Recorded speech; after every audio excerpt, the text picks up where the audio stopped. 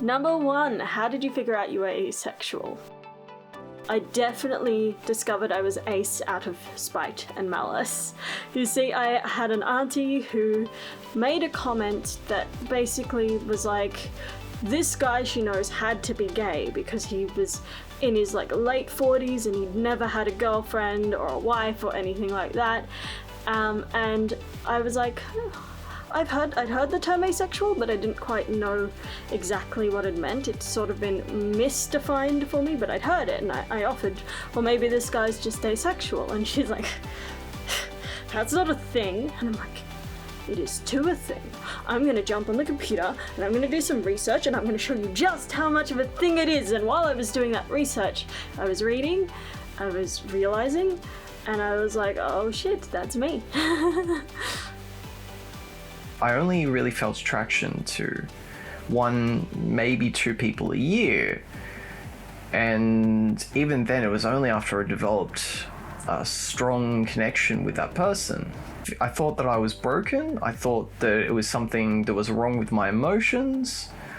And then someone introduced me to the concept of demisexuals and demiromantics. I'm like, oh, that actually explains everything that I feel. That's literally me. It was really good to know that I wasn't alone, and it was a way for me to know it's not just me. I'm not the only one like this. I have known about the concept of asexuality since I was 14, when I stumbled upon a link to Avon via LifeJournal. At the time, I didn't feel the need to describe myself as asexual yet. It was a bit later on, maybe when I was 16, when I started noticing my classmates talking about dating and finding people attractive, and I wasn't interested in any of that. It should be noted that at the time I was conflating asexuality and aromanticism because I didn't know any better. I have since learned about romantic orientations, and I should specify that I am also aromantic. Perhaps that made it easier for me to figure it out because I didn't have to deal with the complications of separating romantic and sexual attraction. I find generally a lot about finding out your ace is like a process of elimination. So not that, really not that. I guess I'm nothing. What is the prefix for nothing? Asexual. But at the same time, it's not that simple. And growing up, I had other shit going on. So part of the joys of mental illness is that I always had that stuff kind of at my forefront in dealing with what was that, like, and how is that going to be defined? Like, the only thing it kind of ever like kind of spiked is, why am I not having these, thoughts, feelings, crushes, and whatever dramatic things happen at your high school? And it's just like, why is like, what's different about me? But internally, I'm like, me not having these feelings was never a question. And there was a fan fiction, and like pretty much the same similar situation happened. And it was just like, and then there was a name for it. And then there was Googling and, processing and all that kind of stuff. And my boyfriend had to tell me, which doesn't sound great, but like in a good way, had somebody else tell me what sexuality I was, I guess, because by that time in my life, like by my mid-20s, I had heard of asexuality and I knew what it was, and I had a friend or two that were asexual, and so I guess I did kind of know that that's what I was. It was something that I was kind of in denial about, and I think I just needed somebody to say to me, not in an unkind way, but in just like a, you do realise that you are asexual. I can't remember exactly how it was worded, but like, I think this is something that you need to think about and deal with. Honestly, the acronym of LGBTQIA+ helped me start. That's why it's so important to list these letters. A lot of ace people don't know their race because they don't know about it. It started off by me researching into gender because of my problem with gender dysphoria. I found out about my trans identity, which got my foot in the door in terms of investing my efforts into getting to know the rainbow. I wondered what the A was for and did some research about that. On Avon, I read about the different ace identities and found that demisexual fit me. At university, so probably about 10 years ago now, and I did a whole lot of science subjects at university involving a lot of Latin and all that. And so a lot of scientific principles obviously involve Latin in their description. And as I was in one of these Latin classes, I was thinking about, what does homo mean? What does hetero mean? All that sort of stuff. And I came to the realization that I really didn't identify with any of the sexualities that I knew about. And so I kind of thought, based off my knowledge of Latin, what would no sexual attraction mean? And I came up with asexuality would be the obvious one. And so then I thought, that sounds like something that might exist. And so I Googled it, and sure enough, there is a whole community online, and asexuality really does exist. And from that point onwards, I felt like I finally found a label that actually fits with what I experience, as opposed to something that just kind of fits well enough. You just haven't met the right person yet. So a straight guy just hasn't met the right guy yet? It's part of Ace Bingo. What Ace Bingo is, to anyone that isn't me and is really fond of the term, it's basically when you tell someone you're asexual, or you're standing at a stall about asexual awarenesses, and what they say in response. How can you be asexual? You just haven't met the right person. Met lots of people, still don't want to bang them. It's okay. For me, there is actually an element of truth to that. Being demi-romantic, it is a matter of finding the right person to feel any kind of attraction. But it's still kind of a slack thing to say to someone. For some ace people, there is no right person. There is no, the right one.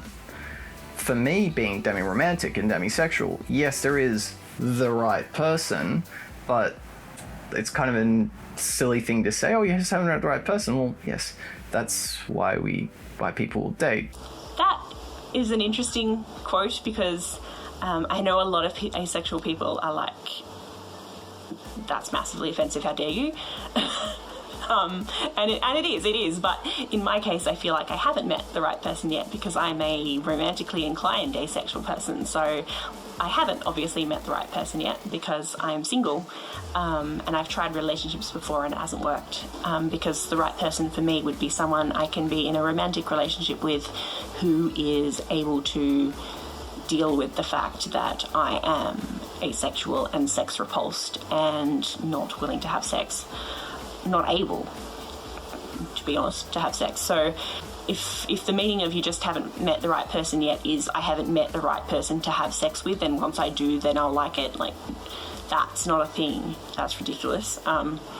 That's like saying to a person who is gay, you haven't met the right person to have a different kind of sex with. And, then once you do, you will find that you are no longer gay. Like that it makes as much sense as that. That's missing the point. By definition, the right person would understand and respect that I'm not interested. Firstly, I have met the right person. At least, I hope I have met the right person. So I am in a relationship. I am biromantic, and I am currently in a relationship with a man.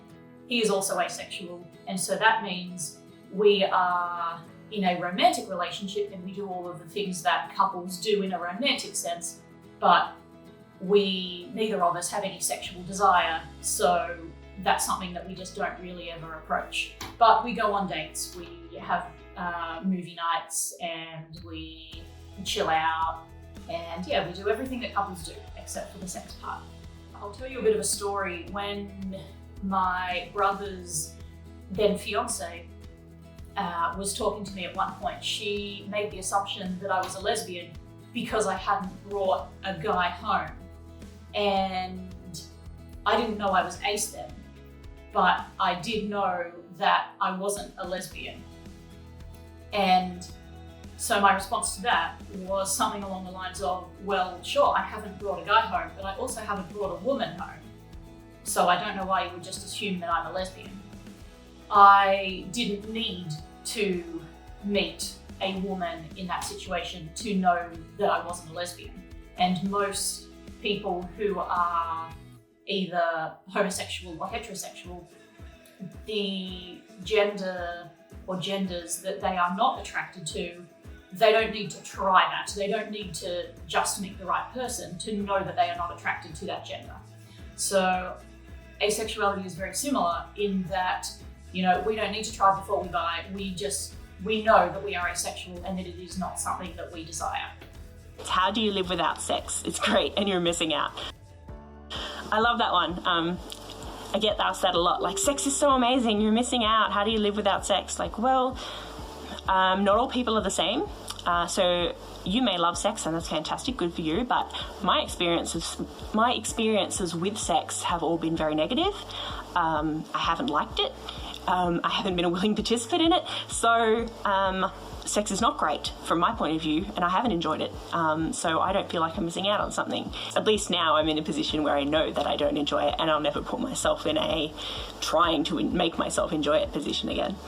I don't understand why people are like, oh, it's, you gotta have sex, it's great. Like a lot of people enjoy surfing, and I have no doubt, knowing a lot of surfer friends, that they go out on the waves, they say, oh, there's no feeling like it. It's the best feeling ever. I have absolutely zero question, zero doubt that it's really fun. And if you actually really nail it and you get in the swing of it, it's really fun. I have zero interest in surfing at all whatsoever. Do I think less of my friends that surf? No. Do I think less of my friends that really enjoy sex and all their relationships are built around sex? No. But if you're not interested in it, there's no point in pretending. There's no point in putting yourself or the other person through that. If there is an allo person who is making that comment and says, how do you live without sex? I feel like they are describing sex as being penis, vagina, penetration. But there are lots of people who, you can get your rocks off with external stimulation, right? There doesn't have to be any penetration involved in order for you to orgasm. So if sex is defined as having an orgasm, then I'm not living without sex. If you are defining sex as getting an orgasm at the end of it, then masturbation can be sex, and masturbation can also be penetrative. But at what point does something become sex or is not sex? That's individual to every single person. So when you break down that question, and suddenly there might be a whole lot of people who identify as asexual but actually do have sex, and I am one of them. The notion of missing out is irrelevant when it's something I don't want, be it sex, romance, or anything else. What's so great about having sex with someone I don't want to have sex with? People are like, I don't understand how to be an asexual. I'm like, that's cool. I don't understand how to be sexual. There's another word for it, but I don't remember what it was, but it also amuses me more to be like, I don't know how to be sexual. You have your life, I have my life, we don't understand each other. The difference is I'm not a dick about your life. How do you live without something you don't need? Think of something you don't need and ask yourself that. To all the straight men out there, how do you live without gay sex? Gay sex is great, you're missing out. To the person posing this question, I would ask you, how do you live without getting up on stage and performing to large swaths of people? I'm an actor. That is what gives me life and makes me feel most comfortable in myself, is being in front of large amounts of people telling a story, right? But for others, a lot of others, that would scare them shitless. Like, we all have different things that make us happy, and we all have different things that we absolutely can't stand, right? And mine could be different from yours. Sure, you might think sex is the best thing in the world. Go for that. Have as much sex as you want, please. For me, I think other things are the best thing in the world. I think eating peanut butter straight out of the jar is fantastic. I think that belting Queen at the top of my lungs is amazing. I think that having a long conversation with a friend and losing track of all time is some of the best things you could ever do. So, like, we can be different, and that's cool. Like, I'm not stopping you. Go ahead, do the thing that you love. I'll do the thing that I love, and let's not do the things that we don't love, and let's all be happy. You can't have a romantic relationship without sex. I know that is 100% false because I am in a romantic relationship and I don't have sex. So, you know, I would ask those people who are commenting on that, what about any couple in a long distance relationship? You know, they're not having sex, but they still identify as being a couple, they are still together, they are still mutually exclusive if that's what they want to be. You know, so the romantic side of sexuality and attraction has very little to do with the sexual side of attraction, because you know, you can be romantically attracted to someone and or sexually attracted to someone, and so, you know, if there's plenty of situations where people will just have sex because it feels good. But it begs the question, if sex without love can exist, doesn't that also mean that love without sex can exist? So that's the very definition of a romantic relationship, is the love and the romance involved in that. I would strongly disagree with the idea that you can't have a romantic relationship without sex. The reverse doesn't hold true. There are plenty of people that have purely sexual relationships, and there's no shame in that. It's not for me, but it doesn't have to be. You know, like they say, you can't miss something you've never had, and if you're not missing it, you're not missing it. Don't shame someone just because they aren't into the same things you are. It just means more for you. Romance and sex aren't the same thing. What about people who wait until after marriage to have sex? Were their premarital relationships not romantic? You can have sex without a relationship, that's fine. But people are like, oh, how could I have a relationship without sex? Oh no, that's mind-boggling. Your life, non-asexuals, boggles me. I don't get it. Still not a dick about it. That's just rubbish. That's all I have to say to that. It's like, any relationship can be what it is. You know, it doesn't have to have XYZ things in it. Every relationship is built differently, and we should just take them for what they are. And if that means sex, and if that means kissing, and if that means watching movies, and if that means massages, and if that means long walks down the beach at sunset, like whatever that freaking means to you and the person you're in a relationship with, whether you want to label that relationship platonic, romantic, whatever, like, that's what's important, right? Not anything else. It's like, what makes you and the other person most content in how you relate to each other. People have long distance relationships in which they're not having sex in the most commonly meant way. There are people who have, you know, one of them has an STD, so they don't have a sexual relationship for a period, and sometimes a short period, sometimes a long period.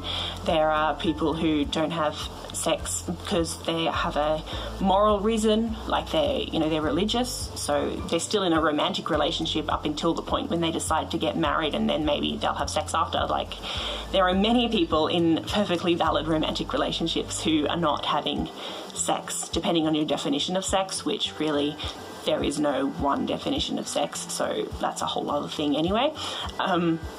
So yeah, as a statement, it doesn't really make sense. It's something that's only really brought out to attack asexual people's definition of a relationship, when there's lots of other people who, for one reason or another, have perfectly valid relationships that don't have any sex in them. Why do you think asexuality belongs in the LGBTQIA+ community? The point in and LGBTQIA plus community is that we accept and support diversity in sexuality and gender. Like other identities within the LGBTQI plus community, asexual people do not conform to society's expectations and norms on sex and relationships, and therefore we are part of that diversity. The vast majority of people on the planet are probably cis-het, straight, like get into a het relationship. Hopefully eventually you marry that person, you buy a house together, you follow the heteronormative narrative that society has built for us. So I feel like most people will fit into that. And so then anyone who doesn't is kind of under their own broad umbrella that we call the queer community or the LGBTQIA plus community. And, that encompasses asexuals for me, because there is a very good chance that I might not be in a relationship for a lot of my life. There is a good chance that I will never buy a house or have kids or follow that heteronormative narrative. And so because of that, I feel like I personally, as an asexual person, I fit into the queer community. So I would call asexuality as a queer identity. What the LGBTQIA plus and the queer community is about is solidarity, right? It's about a bunch of people who maybe have some things in common, but not everything in common, coming together and supporting each other to build a world in which they feel safer and more secure. There is no homogeneity in the queer community. There never has been, and there'll be some people who try to tell you that there has been, right? That it's always just been about same-sex attraction, but trans people have led all of the biggest queer movements that have ever happened in this world, right? And trans people continually are excluded from queer spaces, not because they're any less queer, but because people are shit, and there are always going to be gatekeepy shit people in the community.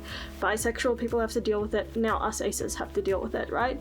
But we belong there because the world is a matter normative, right? It believes very much that there is one way that's acceptable to live your life, and it's that nuclear family, homosexual bullshit that everyone has to aspire to, but we don't fit into that. Just like gay people, lesbian, bi people, pan people, trans people don't fit into that. And we can have little movements where we all fight for our specific letter, right? But we are having a lot more strength when we come together, right? And for me, I'm queer in multiple ways. I'm also non-binary, and I'm never not felt at home in the queer community, even amongst all the exclusionists, because being ace and having a kind of trans identity that is less accepted, there are a lot of people who don't want me around, and that's not fine, but they're also wrong, right? Because the stories I have to tell and my perspective is just as valid as anyone else's. Yes, because it's not belonging to that heteronormative and feeling that isolation from those social norms. I actually have a lot of mixed feelings about this one, and I don't know. I think a lot of it stems from I feel like I'm not necessarily a part of it, which is really weird because I play hockey in the gay and lesbian team, club. We as a demographic in general experience oppression and discrimination for our sexual orientation.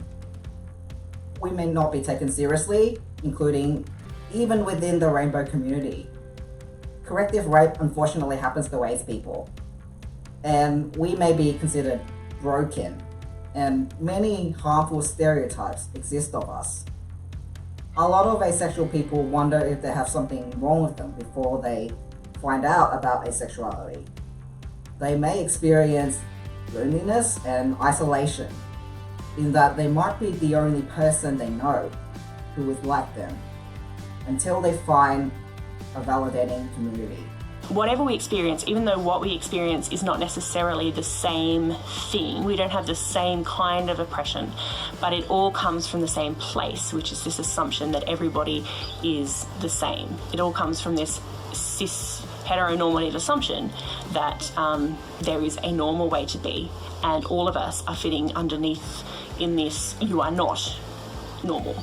And so even though we can't necessarily 100% I relate to each other's experience but we're all experiencing something that is coming from the same root cause, which is that all of us are in some way abnormal or a problem.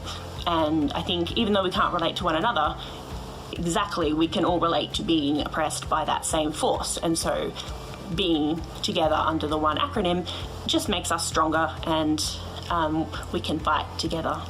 We're so often left out of the LGBTQIA plus community, and I think that's a shame, because it's not like we're our own little cordoned off little section.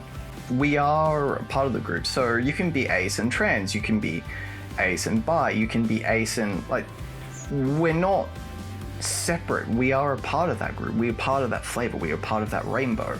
And even though we often get left off, and that's not unique to ace people, we're not unique in such a way that we're separated from them. We are still a part of that community, and there's a lot of crossover. And I think if you gatekeep and make it so that people that are part of what the ace community can't also be part of the other community, I think that's really hurtful to the people that do identify in both ways. I think it's important for the community to band together if you're part of the LGBTQIA+, because for all that we have some differences, we also have a lot in common, and I think it's really important that we support each other on that front. Why is it important for you to come out, or not come out, as asexual? I came out to my mum in what is what I think my greatest story of all time, which was I was at home with mum. She was watching something on TV and she was lamenting that she was never going to have any more grandchildren other than my nephew. And then I'm like, don't look at me. The only kids you're going to get off me are goats. And she's like, you don't mean that? I'm like, yes, I do. Like, it's living your authentic life. And with societal pressures, though it doesn't happen to me much, but people are like at work who are like, who are you dating? Who do you have waiting for you at home? A lot of people mainly ask me how Frank is, and I find that really delightful. Why it's important to come out is more like, so people stop asking questions about why haven't you found the person that you are now bonded to. And when it comes down to it, our society has built itself around is you find your person, your right person, and then you become a pair, and that is it. Why I'm not actually out to lots of people in the world, because when you tell someone that you're asexual, you become the voice of the asexuals. You then also need to give people the definitions and to define it, and then deal with all of the comments that are like, you just haven't met the right person. How do you know if you've never tried it? Tell me some very intimate details about what you do with yourself when you're alone. No, these things, it's just exhausting. So it's easier to not say anything and not be very vocal, because it's exhausting having to explain to people all the time. It is important for me to be publicly out as asexual because it helps raise awareness of asexuality for the sake of other asexual people. I've been on TV to talk about asexuality. That's me there in the green Asexuals Party Hardest t-shirt pre-transition. At my local asexuality meetups, I've subsequently met people who said they found out about asexuality from watching that TV show. That made it worth the effort. I find it important for me personally to be out as asexual purely because of representative purposes. You know, there are a lot of people, you know, particularly teenagers, but not necessarily, people who are questioning their identity, and if they look out into the vast expanse of social media, of society, of the media, what have you, if they look out and they don't see anyone who is similar to them, then they're going to keep questioning, and they're going to be wondering if they're broken. They're going to be wondering if they should be feeling something that they are not. And so if I am someone who is out and that person sees me and is able to go, yes, we are a buddy pair, we are the same in this regard, it validates people. The more that you see yourself in society, the more you are validated. And so if I can help that one person become more comfortable in who they are as a person, then I'd have done a good thing.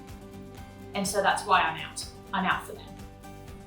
I personally only come out as ace or demisexual when I need to, for education purposes, for people to get to know me, or to connect with other aces.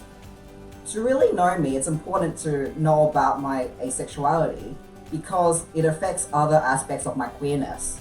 And my queerness is integral to my being.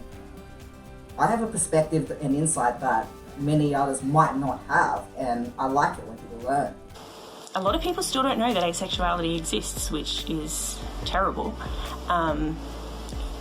And I think until absolutely every single person in the world knows what asexuality is, then I will not be satisfied. The treatment for certain medical conditions that involve not having a high enough libido or having a low libido, and not having sexual interest, require, they say in the manual, don't use it don't use the drug, or don't diagnose this if the person self-identifies as asexual. But what if I go into a doctor and I am asexual, but I have never heard of asexuality? How can I self-identify?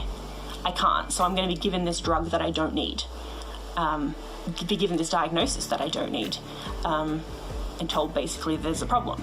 So we need everybody to know what asexuality is so that nobody is at risk of, for example, being told that they have a medical condition and being treated for it when they don't have it. And we also need everyone to know that it exists so that people who aren't asexual are aware that the asexual person they know is fine and normal and there's nothing wrong with them. When I was 16, I didn't know that asexuality was a thing. I'd never heard of it, and if I had known, that would have been amazing, because I would have known that there was nothing wrong with me. So it's important for me to come out and be openly asexual so that all the asexual 16-year-old girls, or 16-year-old boys and non-binary 16-year-olds and all the asexual 45-year-old women, everybody who is asexual, that doesn't know it exists, I would like for them to know so I can say, you are fine, there is nothing wrong with you. Everybody, anyone who has a problem with your asexuality, they have a problem. You're fine, you're doing great. I don't think it's as important for me to come out as being demisexual and demi-romantic, because there is an element of my relationship that does pass for being allosexual and alloromantic. Not that anyone's sex life is any of anyone else's business. I feel like it's more important that we look at ways to make it so that rather than people having to come out, that we have a society where they go, oh, such and such is dating a guy and they're also a guy. Great, as long as they're happy. And I think it really comes down to as long as they're happy. Are they dating someone that's the same gender, a different gender, no gender, all genders? If you are happy, if you are comfortable, I feel like that's more important. My experience, though, is going to differ from other people, and the support of other people is an important part of coming out. I've come out to my partner, and she knows.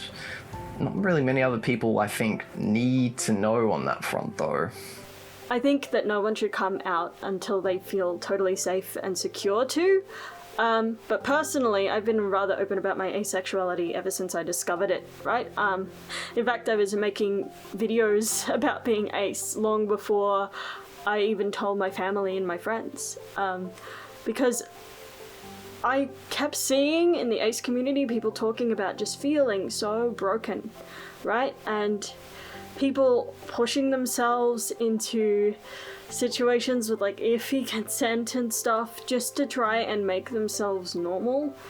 And that broke my heart, and I didn't want anyone to have to feel that. So the louder I was about my asexuality, the more likely it would be that I would stop at least one person from having to go through that. That they would hear my voice and my story and be like, oh, that's someone like me, and I don't have to do that. And I think that's really important. But on a personal level, I think coming out as asexual is just about like claiming you, right? It's about knowing those different parts of yourself and being like, yeah, this is me, I'm proud of it. And doing that on a personal level is incredibly valid and important, because otherwise you'll constantly get the questions of like, so when are you going to find a, partner? When are you settling down and having children? And you don't want that. That's fucking annoying. I mean, maybe you do want that. Power to you, but I certainly don't want that. And so being open in my social circles, that was the most important part of it for me, was just like not having to deal with that. What do you wish people knew about asexuality? I think for me, it would be great if more people just knew what asexuality was and like the diverse spectrum that it was, because so many people, their only experience with the term asexuality is with, well, plants. That's not really a good basis for an empathetic kind of conversation. If someone's like, oh, you're asexual, or you're demisexual, or you're cupiosexual, or whatever you are, and the first question you have to answer is, what is that? What is asexuality?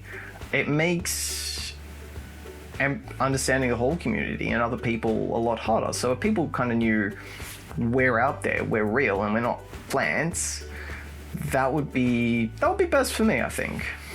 One of the things that I think people should know more about sexuality generally, but particularly in relation to asexuality, is that sexuality and behavior are two different things, right? So I am asexual. I do not desire sex with anyone, but I may do it for other reasons.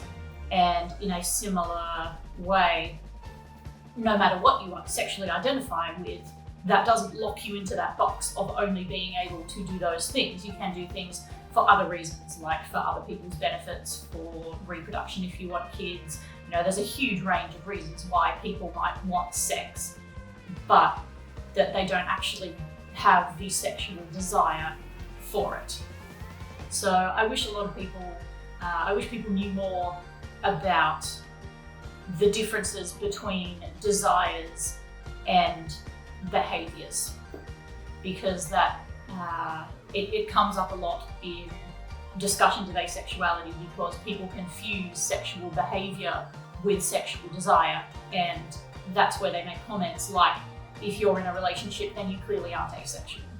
And that is just not true. I also wish that people knew not to expect us to change our minds. Even a well-intentioned "you'll meet someone eventually" is misguided at best.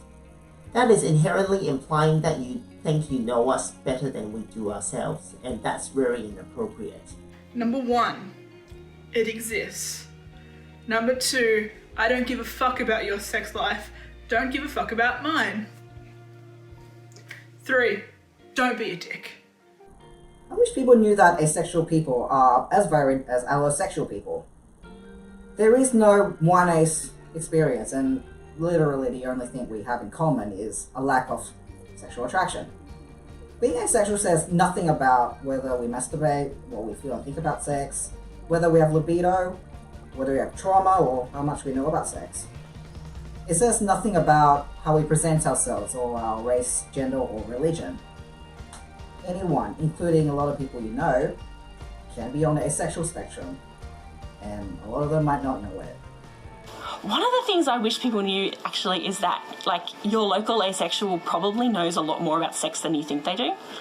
because a lot of asexual people, you know, they know a lot about sexual terms. They know a lot about different kinds of sex. They're really well educated in like sex ed and consent. You know, their knowledge of consent is really good. And I think people are really surprised by that. They think that we're all, you know, really prudish and don't know anything.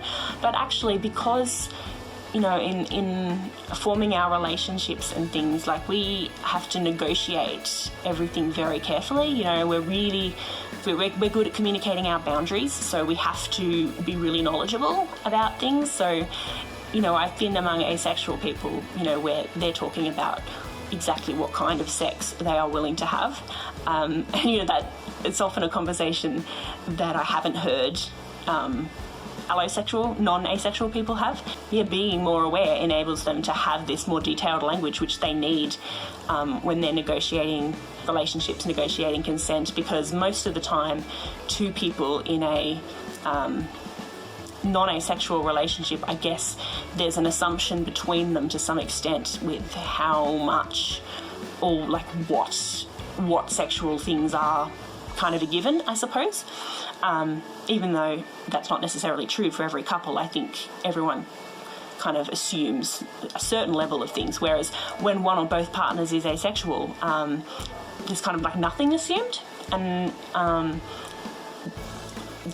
think that is really interesting, and I think it's something people don't know about, that it actually means that asexual people have put a lot more thought into into sexual things than you know about.